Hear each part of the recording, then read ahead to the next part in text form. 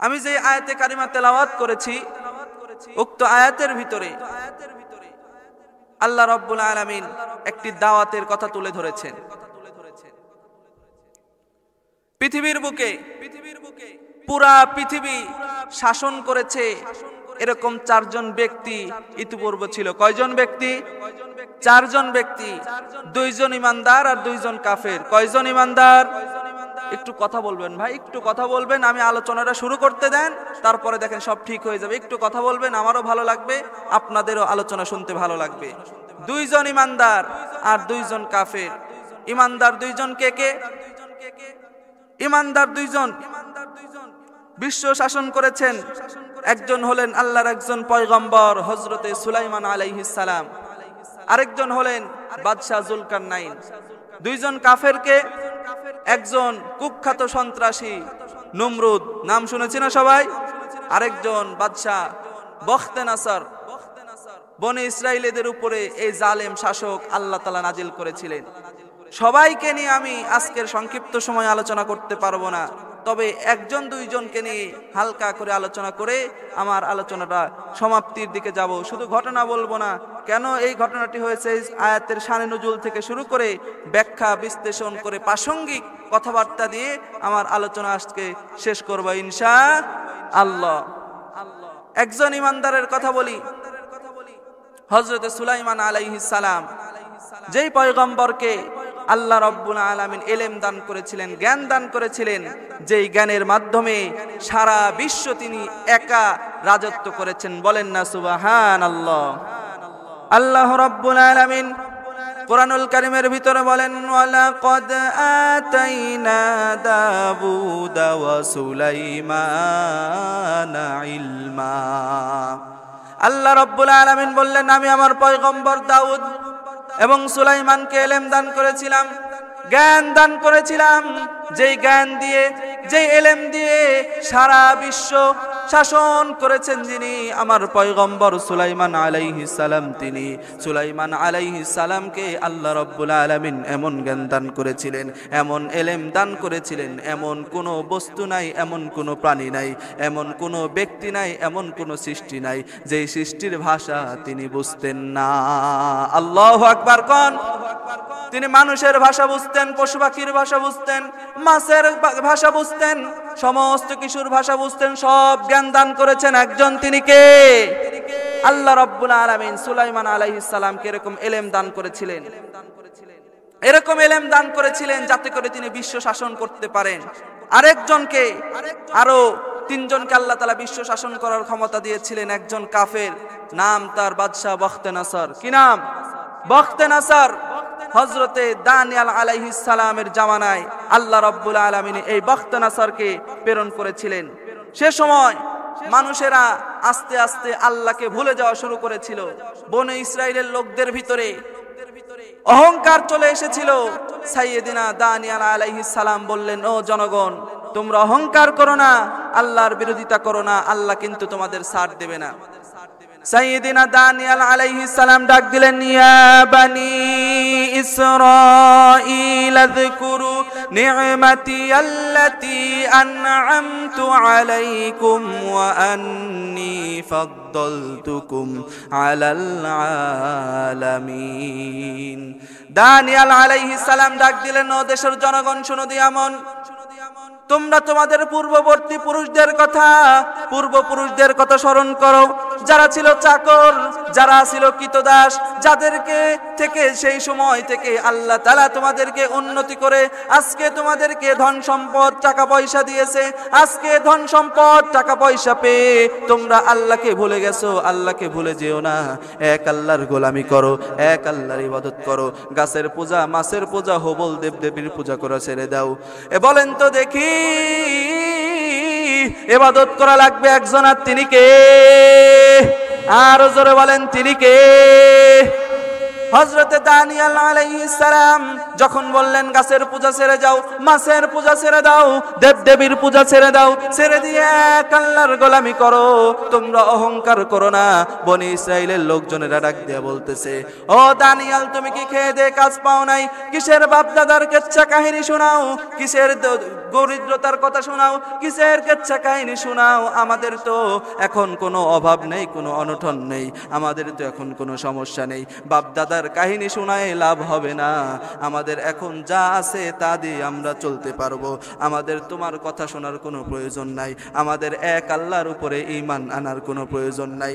সেই দানিয়াল আলাইহিস সালামের সামনে বনি ইসরাইলের লোকেরা অহংকার করা শুরু করে দেয়, দাম্ভিকতা শুরু করে দেয়, আল্লাহকে তারা ভুলে যেতে থাকে। দানিয়াল আলাইহিস সালামকে বলে, দানিয়াল তুমি শোনো, তুমি যাই বলো না কেন, আমরা আল্লাহর উপরে ঈমান আনবো না, আল্লাহর উপরে ঈমান আনবো না, আল্লাহর ইবাদত করব না, আল্লাহর গোলামি আমরা করব না। তোমাদের এই তোমরা যে এই কাজগুলো করবে না এর কারণ কি? সাইয়েদিনা দানিয়াল আলাইহিস সালাম যখন প্রশ্ন করলেন, বনি ইসরাইলের লোকজনেরা ডাক দেয়া বলতেছে, ও পয়গম্বর, করব না এর কারণ হলো এখন আমাদের কোনো অভাব নেই, আমরা যা ইচ্ছে তাই করতে পারি, আমাদের টাকা আছে, বাড়ি আছে, গাড়ি আছে, আমরা তো শান্তি মতোই চলছি। বলেন তো দেখি, টাকা পয়সা হলে নিজের অতীত ভুলে যায়, এরকম ডাকাত আছে না নাই? বাপ দাদাকে কি করছে না করছে সেগুলো দেখার সময় নাই, 2 দিনের বড় লোক হয়েছে, নিজের অতীত ভুলে গিয়ে মানুষের সাথে চামারের মতো ব্যবহার করে, এরকম ডাকাত আছে না নাই? এই টাকা পয়সা নিয়ে কি কবরে যাওয়া যাবে ভাই? এই টাকা পয়সা কবরে যাবে? কাফনের কি পকেট আছে?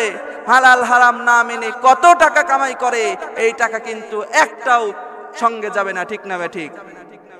হালাল হারাম না মানিয়া কত টাকা করছো কামাই, এত টাকা রাখবা কোথায়, কাফনের তো পকেট নাই। কথা কন, কথা কন।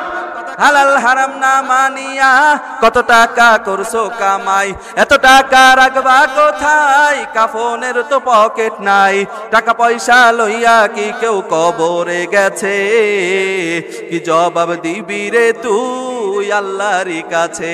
ভাই রে, কি জবাব দিবি রে তুই আল্লাহর কাছে? ঠিক কিনা? টাকা পয়সা হইছে, আল্লাহকে মানতে চায় না, কি গরম, মানুষের সাথে ভালো ব্যবহার আসে না, মানুষের সাথে ভালোভাবে কথা বলতে চায় না, অহংকার দাম্ভিকতা দেখলে তার যে টাকার যে গরম, এই টাকার গরমে পুষ্পপাড়া বাজারে ওঠা যায় না। আছে না নাই? কি আছে না নাই ভাই? এরকম অহংকার দেখায়, টাকা পয়সা দিয়ে অহংকার দেখাবেন না। আজকে আপনার টাকা আছে, আপনার উপরে সবাই খুশি, যেদিন আপনার টাকা থাকবে না আপনার কথা কেউ মানবে না। টাকার জন্য আপনাকে সবাই ভালোবাসছে, এই দুনিয়াটা স্বার্থের উপরে একদম চলছে, স্বার্থ যেদিন ফুরিয়ে যাবে আপনাকে ছুঁড়ে ফেলতে বিন্দু মাত্র দেরি করবে না, ঠিক কিনা? টাকা পয়সা বেশি যদি করতে পারো কামাই, শ্বশুর শাশুড়ির কাছে তুমি ভালো জামাই। কথা কন, কথা কন।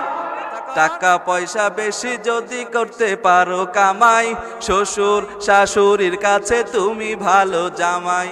টাকা পয়সা কামাই করে সামনে দেবে ঢেলে, পিতা মাতার কাছে তুমি খুবই ভালো ছেলে। আমি বানিয়ে বলছি নাকি? টাকা পয়সা কামাই করে সামনে দিবে ঢেলে, পিতা মাতার কাছে তুমি খুবই ভালো ছেলে। টাকা পয়সা দিবে শুধু হিসাব নিকাশ নাই, ভাই বোনের কাছে তুমি খুবই ভালো ভাই। ঠিক না, ঠিক না? টাকা দিবেন, হিসাব নেবেন না, আপনার কোনো সমস্যা নাই। টাকা পয়সা দিবে শুধু হিসাব নিকাশ নাই, ভাই বোনের কাছে তুমি খুবই ভালো ভাই। টাকা পয়সা দিবে শুধু গহনাটা দামি, নিজের বউয়ের কাছে তুমি খুবই ভালো স্বামী। কথা কয় না ভাই? টাকা পয়সা দেবে শুধু গহনাটা দামি, নিজের বউয়ের কাছে তুমি খুবই ভালো স্বামী। আরে টাকা তুমি জ্বালায়া গেলা, সংসারে আগুন নিভায়া গেলা না। আরে টাকা তুমি জ্বালায়া গেলা, সংসারে আগুন নিভায়া গেলা না। ঠিক কিনা কন? এই টাকা আছে যতক্ষণ ততক্ষণ আমাদের দাম আছে, ভালোবাসা আছে। টাকা থাকবে না, ঠিক মতো টাকা আপনি ব্যয় করতে পারবেন না, আপনার আমার দাম কোথাও থাকবে না, অন্তত এই দুনিয়াতে, ঠিক কিনা ভাই ঠিক? আল্লাহর পয়গম্বর হযরতে দানিয়েল আলাইহিস সালাম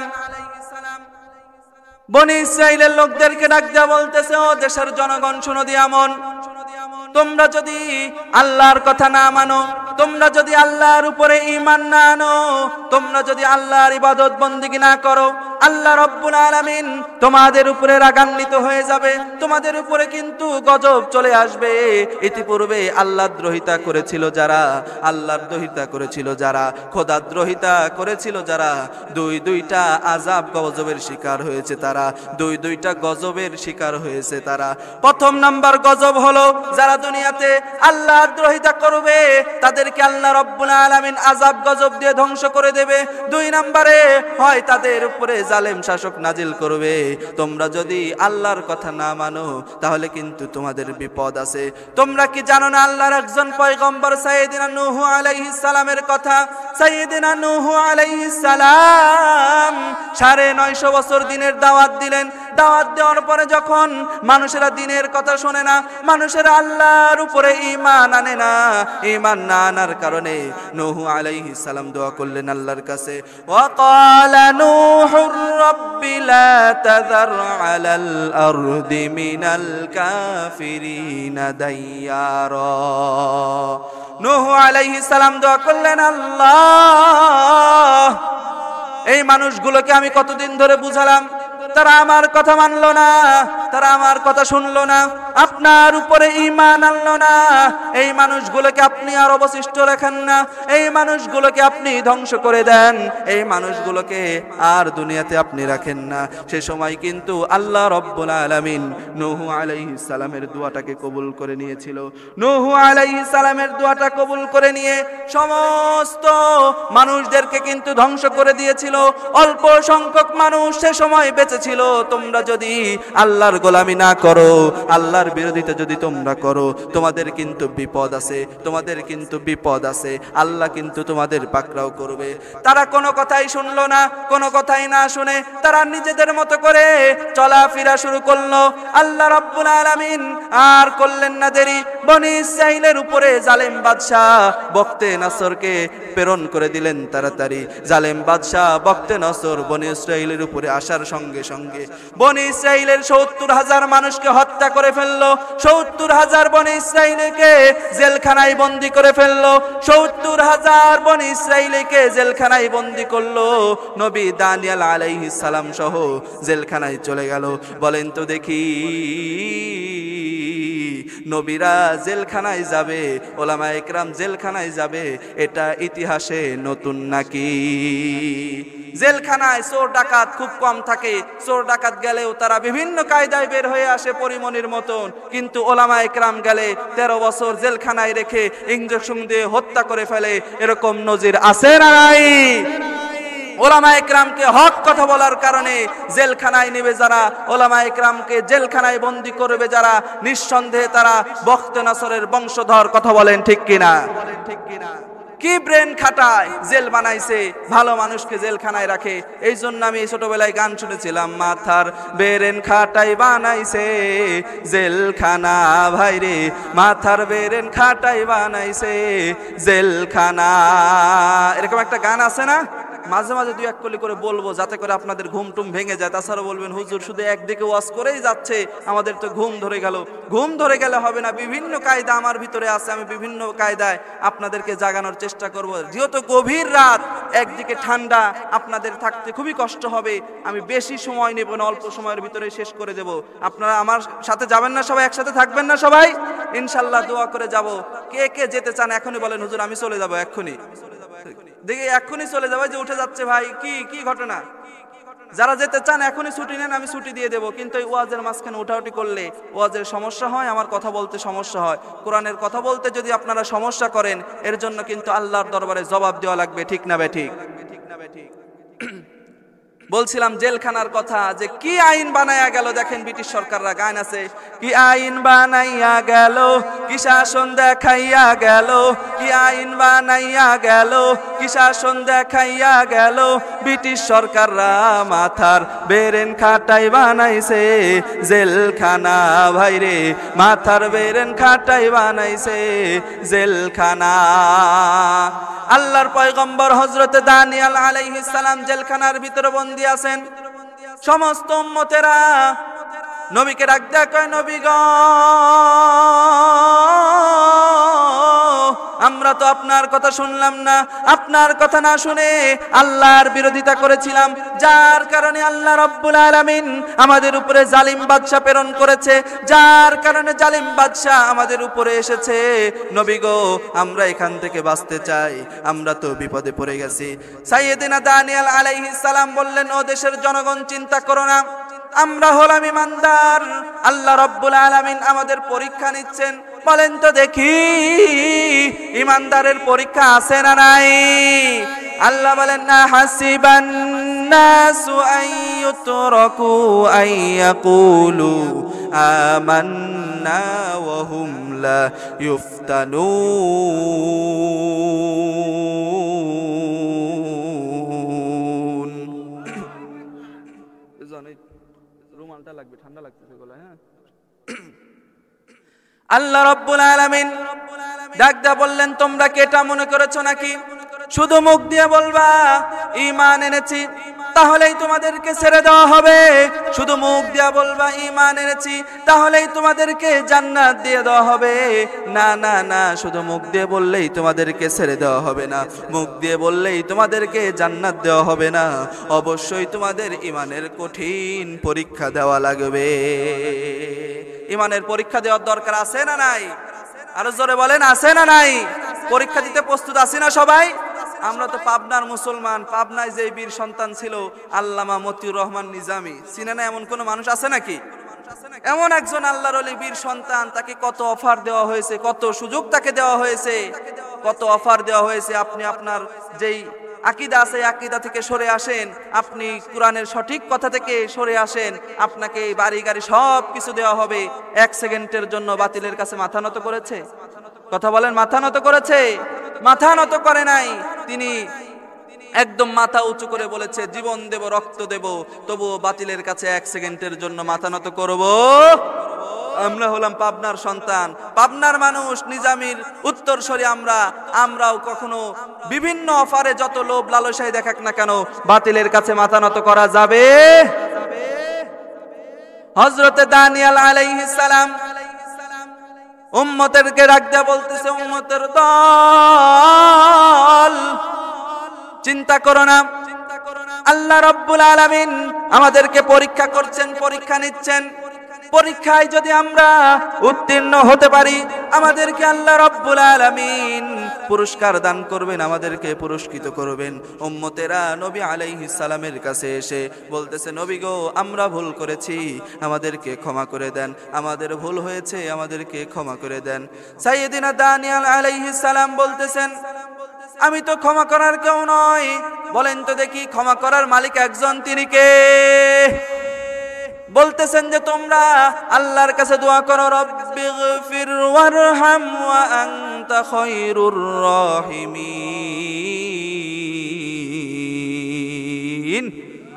আল্লাহর কাছে দোয়া করো, আল্লাহর কাছে মাপ চাও, আল্লাহকে ডাকতে বলো, আল্লাহ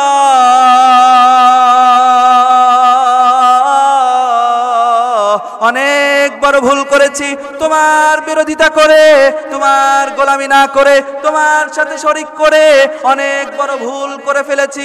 মাবুদ, তুমি যদি জীবনের গুনাহ না মাফ করো, আমার জীবনের গুনাহ তো কেউ মাফ করতে পারবে না। এইভাবে আল্লাহর কাছে ক্ষমা চাও, আল্লাহ তাআলা তোমাদের জীবনের গুনাহগুলো মাফ করে দেবে। উম্মতের লোকেরা আর দেরি করলো না, সঙ্গে সঙ্গে আল্লাহকে ডাক দিল, আল্লাহ। সবাই একটু আল্লাহকে ডাক দেন, আল্লাহ। কি আল্লাহ বেজান না খুশি? আল্লাহ খুশি, আল্লাহকে ডাকবেন, আল্লাহ খুশি। আল্লাহকে যত বেশি ডাকবেন, আল্লাহ তত বেশি খুশি। দানিয়েল আলাইহিস সালামের উম্মতিরা আল্লাহকে ডাক দিল, আল্লাহ জীবনের গুনাহ মাফ করে দাও, তোমার বিরোধিতা করে, তোমার নাফরমানি করে অনেক বড় ভুল করে ফেলেছি, জীবনের গুনাহ মাফ করে দাও, জীবনের গুনাহ মাফ করে দাও। আল্লাহর কাছে যদি কেউ খালেস নিয়তে তওবা করে, সেই তওবাটা কবুল করে নেয় একজন, তিনি কে?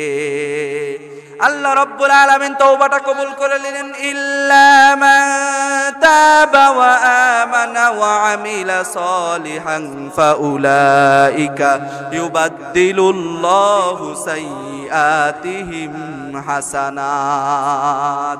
আল্লাহ রাব্বুল আলামিন ডাক দিয়া বললেন, ও দুনিয়ার মানুষেরা, তোমরা ভুল করেছো, আমি আল্লাহর কাছে তওবা করো। তওবা করা লাগবে কার কাছে? আর জোরে বলেন, কার কাছে? আল্লাহর কাছে তওবা করো। ভুল করেছো, আমি আল্লাহর কাছে তওবা করো, জীবনের গুনাহ আমি আল্লাহ মাফ করে দেব। এরপরে তোমরা পুনরায় ভালো কাজ করো। ভুল করার পরে, গুনাহ করার পরে তোমরা যদি পুনরায় ভালো কাজ করতে থাকো, তোমার জীবনের অতীতের সমস্ত গুনাহগুলোকে মাফ করে দিয়ে আমি আল্লাহ নেকি দ্বারা পরিবর্তন করে দেব। সুবহানাল্লাহ কর।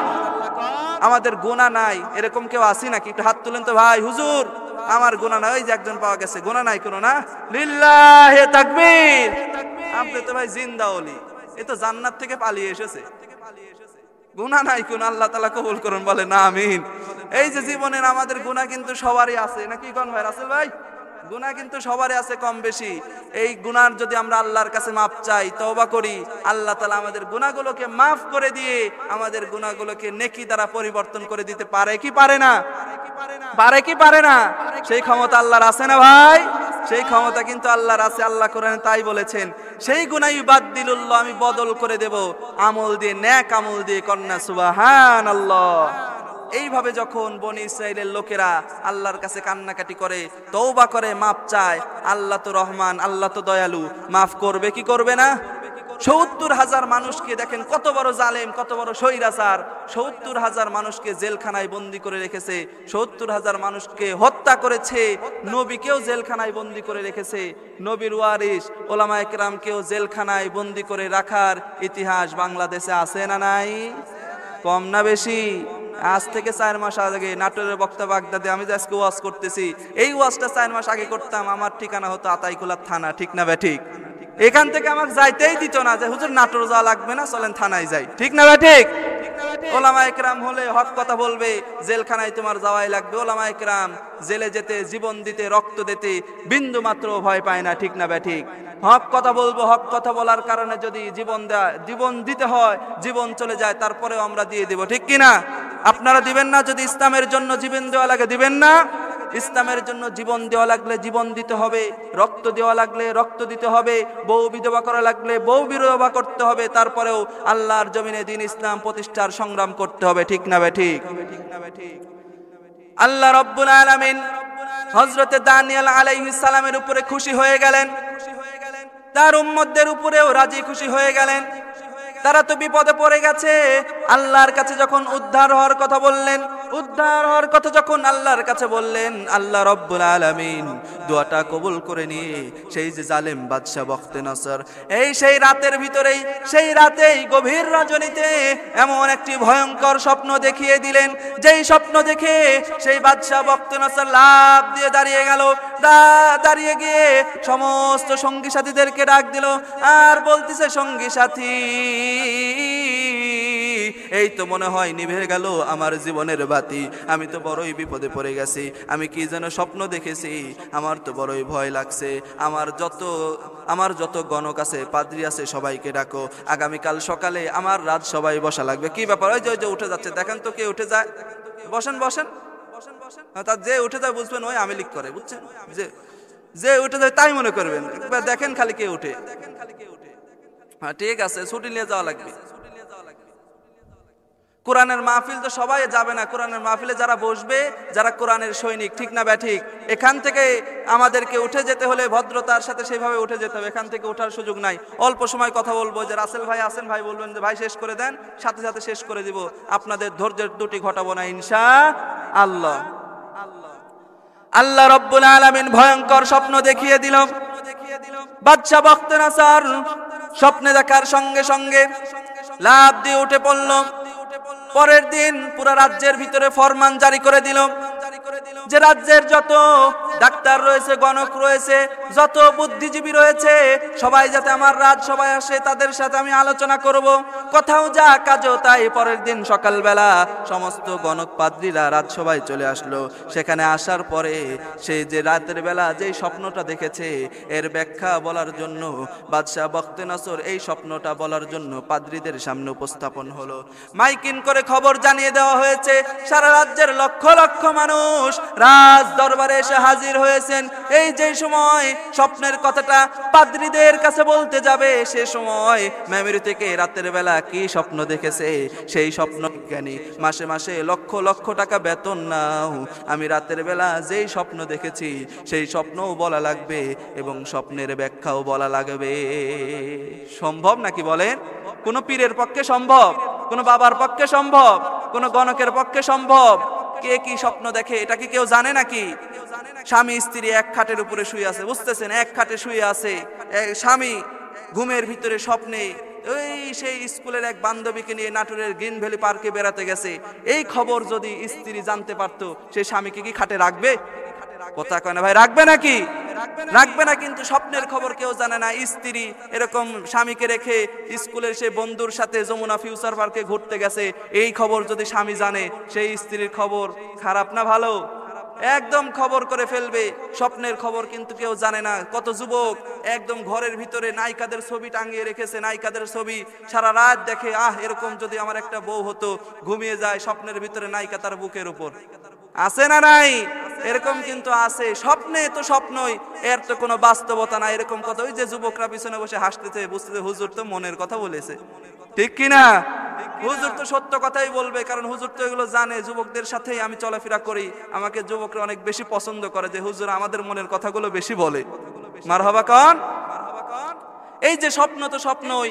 সেই গণকেরা চিন্তায় পড়ে গেল, বুদ্ধিজীবীরা চিন্তায় পড়ে গেল যে কি ব্যাপার, এটা কি বলা সম্ভব নাকি? আমরা কি বলতে পারবো? তাই বখতেনছর বলতেছে, তোমরা নাকি গায়েব জানো, তোমাদের নাকি এত ক্ষমতা, আমি কি স্বপ্ন দেখেছি সেই স্বপ্ন তোমাদের বলা লাগবে, সেই স্বপ্নের ব্যাখ্যাও তোমাদের দেওয়া লাগবে।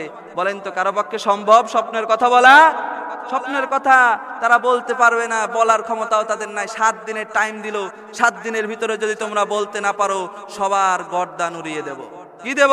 গর্দান উড়িয়ে দেব, সবাইকে হত্যা করব। বিনা দোষে হত্যা করে যারা, জুলুম করে যারা, নিঃসন্দেহে স্বৈরাচার তারা, ঠিক না বেঠিক?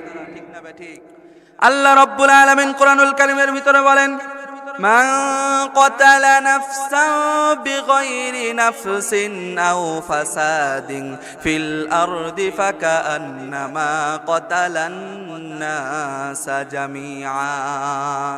যেই ব্যক্তি একজন নিরপরাধ মানুষকে হত্যা করলো, সে যেন দুনিয়ার সমস্ত মানুষকে হত্যা করলো। আর যেই ব্যক্তি একজন মানুষকে বাঁচিয়ে দিল, একজন মানুষকে বাঁচিয়ে দিল, সে যেন সারা দুনিয়ার মানুষকে বাঁচিয়ে দিল। আল্লাহু আকবার কোন। দেখবেন একদল মানুষ কোনো দোষ নেই, শুধু তার প্রতীকে ভোট দেয় নাই, এর কারণেই হত্যা করে ফেলে। আছে না নাই? তার দলের নয়, তার মতাদর্শের নয়, তার দলের কথা অনুযায়ী চলে না, তার পিছনে ঘুরে না, এই জন্য রাগারাগি হয়ে মানুষ হত্যা করে ফেলতেছে। মানুষকে আয়না ঘরে নিয়ে বছরের পর বছর রেখে হত্যা করতে ফেলেছে। এরকম জালেম স্বৈরাচার আছে না নাই? এরকম আছে। এরকম জালেম শুধু এই 2024 সালে আপনারা দেখেছেন তা কিন্তু নয়, সেই পূর্বের যুগ থেকে বাদশাহ বখতেনছর ছিল, নমরুদ, ফিরাউন ছিল, আবু জেহেল ছিল, বা বাদশাহ এরকম আরো অনেক বাদশাহ ছিল যারা মানুষদেরকে এইভাবে জুলুম নির্যাতন করেছে। বর্তমানেও যারা এরকম মানুষদেরকে আয়না ঘরে তুলবে, ওলামায়ে কেরামকে জেলখানায় বন্দী করে রাখবে, আবু জেহেলের মতো নবীকে যেমন তারা জুলুম করেছিল, বর্তমানেও যারা এই কাজগুলো করবে, বুঝতে হবে তারা কখনো ইমানদার হতে পারে না। নিঃসন্দেহে আবু জেহেল, উতবা, সাইবা, ওলীদ ইবনে মুগীরার বংশধর। কথা বলেন ঠিক কিনা?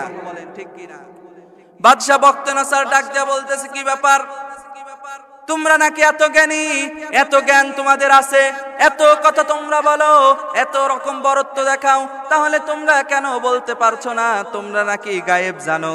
বলেন তো দেখি, গায়েবের জ্ঞান একজনের কাছে আছে, তিনি কে? আলিমুল গায়বি ওয়াশ শাহাদাতি হুয়ার রহমানুর রহিম। গায়েব জানেন একজন, তিনি হলেন আমার আল্লাহ। আল্লাহ রাব্বুল আলামিন ছাড়া গায়েবের খবর কেউ বলতে পারে? কেউ বলতে পারে? গায়েবের খবর আল্লাহ ছাড়া কেউ জানে না। কিন্তু বর্তমানে কিছু ভণ্ড পীর আছে, যেই পীর বাবারা বলে আমরা গায়েব জানি। আছে না নাই? আছে, বলে যে আমরা গায়েব জানি। আজা বাবা, খাজা বাবা, ল্যাংটা বাবা, পীর বাবা, আছে না নাই? সেই বাবার দরবারে খালি পাগলের খেলা। কিসের খেলা? বাবা তোমার দরবারে সব ভণ্ডামির খেলা। পাগলের খেলা বললে তো গান হয়ে যাবে না। হুজুর বলবেন যে হুজুর শুধু গানই বলে। গান না, এই গানের ভিতরেও কিছু কাটসাট করে আমি গজলের কায়দায়, ওয়াজের কায়দায় বানিয়েছি। বলবো নাকি? বাবা তোমার দরবারে সব ভণ্ডামির খেলা। আছে না নাই? মরার পরে কবরে গেলে বুঝবা কত জ্বালা। কথা কন, কথা কন। মরার পরে কবরে গেলে বুঝবা কত জ্বালা। বাবা তোমার দরবারে সব ভণ্ডামির খেলা। বাবা তোমার দরবারে সব শিরিকের খেলা। আছে না নাই? কত বাবার দরবারে যাবেন, কুষ্টিয়ায় যান, লালন শাহর মাজারে গেলে দেখা যাবে গাজা বাবা। ওরে সর্বনাশ, তাকানোর জনাই গাজা নিয়ে কি বিধি ব্যস্ত। ওর গাজা গাজা বললে আবার তারা রাগান্বিত হয়ে যায়, বলবে এটা গাজা না, সিদ্ধি, পবিত্র খাবার। নাউজুবিল্লাহ কন। এরকম বিভিন্ন রকম যুক্তি দিয়ে দিবে। বাংলাদেশে তো পীরের অভাব নাই, এত ভণ্ড পীর আছে, হক্কানি পীরও আছে, কিন্তু ভণ্ড পীরের সংখ্যাই বাংলাদেশে বেশি। ঠিক না ব্যাঠিক? বাংলাদেশে ল্যাংটা বাবাও আছে। ল্যাংটা বাবার মাজারে যাবেন, সেই মুরিদরা বলবে তুমি আমার বাবার সম্পর্কে উল্টাপাল্টা কথা বলো, জানো আমার বাবার ভিতরে কি আছে?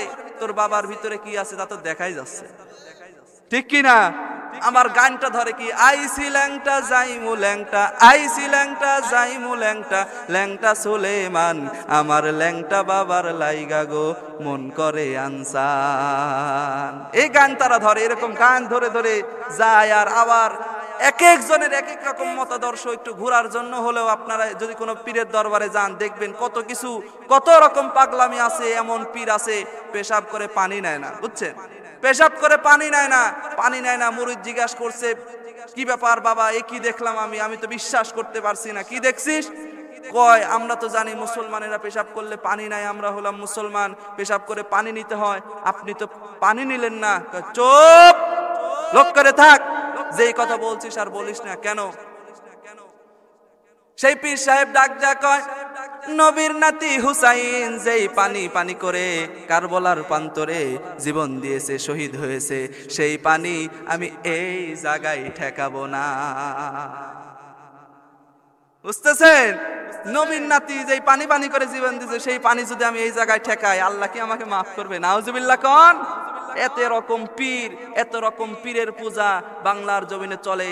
আমরা চাই এই সমস্ত যত ভণ্ড পীর আছে, যত ভণ্ড পীর আছে, সব কিছু যাতে বাংলার জমিন থেকে উদ্ঘাত হয়ে যায়। ঠিক না ব্যাঠি? পীর পূজায় আর মাজার গিরি চলছে দেশটা জুরিয়া, সেরে কি আর ভণ্ডামিতে গেছে দেশটা ভরিয়া। ঠিক না ব্যাঠিক? আবার গাজার কলকি টান মারিয়া, গাজার কলকি টান মারিয়া দেখাই খাজার শান। ওরা শিক্ষিত শয়তান, ওরা শিক্ষিত শয়তান, ওরা শিক্ষিত শয়তান, ওরা শিক্ষিত শয়তান। নারায়ে তাকবীর। এই সমস্ত শিক্ষিত শয়তান থেকে আমাদের দূরে থাকতে হবে। আরো এখন কি বলবো, দুঃখের কথা, কথা বলতে গেলে কথা আসেই। ওই ওয়াজের কি ওইদিকে যাবো না, এদিকে আর দুই একটা কথা বলবো, এদিকে বলবো দুই একটা কথা। এই যে আমি দেখি, আমি তো পুষ্পপাড়া ছাত্রাবাসে থাকি, এখানে দেখি মাঝে মাঝে বিশ্ব রোড দিয়ে বাস যায়, বুঝছেন? বাস যায় গরু নিয়ে, ছাগল নিয়ে, মহিষ নিয়ে, টাক লোড করে করে যায়, আর গান বাজায়, তোমার প্রেমে পুইরা পুইরা অন্তর হইল সাওয়াই। আছে না নাই? তোমার প্রেমে কাদিয়া কাদিয়া রজনী কাটাওয়াই। মাশাআল্লাহ, এই এরকম না ভাই, আমার সময় আপনারা বাজায় না, আমাকে আবার তাহিরি বাবা বানিয়ে দেবে। আমি তাহিরি বাবা না, আমি বাস্তবতা বলছি। এরকম থেকে বাজায়, আমরা বলে হাই রে মানুষের বিশ্বাস, হাই রে মানুষ কতটা মূর্খ হলে এরকম বাবার দরবারে গিয়ে এই গরু ছাগল দিয়ে আসে। তোর জন্য সবচাইতে বড় পীর হলো তোর নিজের জন্মদাতা পিতা। কথা বলেন ঠিক কিনা? সেই বাবার কাছে গিয়ে তুমি একদিন একটা কলা কিনে দাও না, আর তোমার সেই ভণ্ড পীরের কাছে তুমি গরু ছাগল নিয়ে যাও। আছে না এরকম অনেক মানুষ? নিজের বাবা মাকে খাইতে দেয় না, কিন্তু সেই পীরের জন্য এগুলো নিয়ে যায়। সেই পীর সেখানে এগুলো নিয়ে তামাশা করে। এরকম অনেক নজির বাংলার ইতিহাসে আছে। ঠিক না বে ঠিক? আমার ভাইরা, আমার বন্ধুগণ, আমি আর এদিকে যাব না, আলোচনা সামনের দিকে নিয়ে যাই। আল্লাহর পয়গম্বর সাইয়্যিদিনা দানিয়েল আলাইহিস সালামের কাছে খবরটা চলে গেল যে বাদশা এমন একটা স্বপ্ন দেখেছে। এই স্বপ্নের ব্যাখ্যা কারো কাছে জানা নাই। এই স্বপ্ন কি দেখেছে তাও বাদশা বলতে পারে না। এখন যদি সেই বাদশার কাছে স্বপ্নের কথা আর স্বপ্নের ব্যাখ্যার কথা কেউ যদি না বলে, তাহলে বাদশা রাগান্বিত হয়ে তাদেরকে মৃত্যুদণ্ড দিয়ে দিবে, তাদেরকে হত্যা করবে।